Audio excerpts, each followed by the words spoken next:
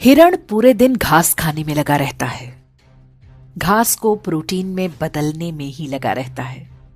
दूसरी तरफ मांसाहारी लकड़बग्घे को जब तक भूख नहीं लगती बस आराम से पड़ा रहता है, क्योंकि उसे पता है कि उनके लिए प्रोटीन का इंतजाम करने के लिए हिरण जो लगा हुआ है।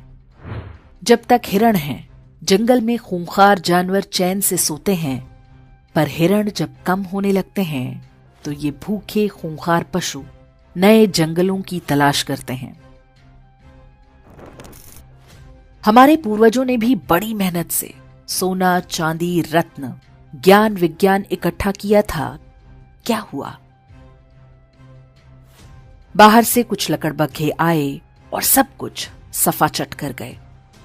आज हम ऐतिहासिक पर्यटन के नाम पर उसी विध्वंस के अवशेष देखने जाते हैं। अफगानिस्तान लिया, पाकिस्तान लिया, बांग्लादेश लिया, कश्मीर लिया, केरल और बंगाल भी लगभग जा ही चुके हैं। भारत के लगभग सभी क्षेत्रों में लकड़बग्घा बहुल क्षेत्र बसते गए। उनकी नस्ल के शिकारी परजीवी गुणों का विकास भी जारी रहा। अब पाकिस्तान और बांग्लादेश में संकट है, क्योंकि वहां हिरण लुप्तप्राय हैं। अब उन्हें नए जंगलों की तलाश है। उन्हें पता है कि पड़ोस में ही एक हरा भरा जंगल है। वहां पर पहले से ही भारी संख्या में लकड़बग्घे रहते हैं, लेकिन अभी छिटपुट शिकार से ही पेट भरने को मजबूर हैं। जंगल के कानून में संख्या बल सबसे आवश्यक है। इसे ही वो गजवाए हिंद कहते हैं और उनकी किताबों में इसका जिक्र हो चुका है। हर शांतिप्रिय लकड़बग्घे के मन में वो ऐसे बैठा हुआ है जैसे हिरणों के मन में संविधान और राष्ट्रगान।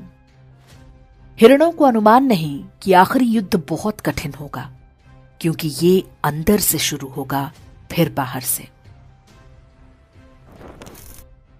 जितनी तेजी से पाकिस्तान और बांग्लादेश से हिरण कम हो रहे हैं, ये युद्ध उतना ही निकट आता जा रहा है। ये युद्ध अचानक नहीं होगा। वास्तव में हम पहले से ही इसके बीच में हैं।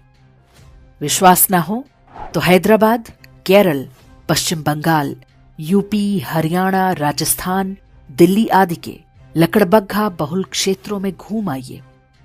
हिरणों ने वहां से घर और संपत्ति बेचकर कहीं और बसेरा बना लिया है, लेकिन वे जिन स्थानों को सुरक्षित समझ रहे हैं वो भी वास्तव